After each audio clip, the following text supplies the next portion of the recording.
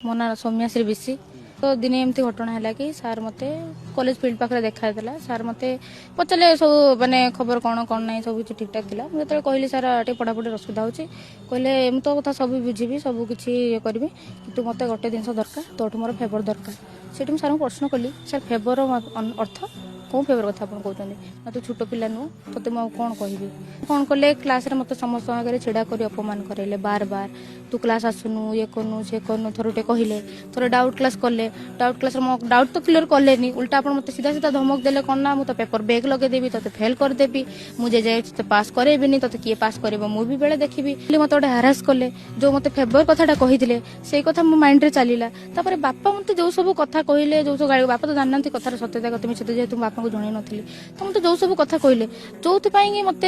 विगत दिने नुह 2 दिन 6 मास 8 मास धरी मो सहित एमती चलला तो मेंटाली मुझे प्रेसर रही जो कि अटेम्प्ट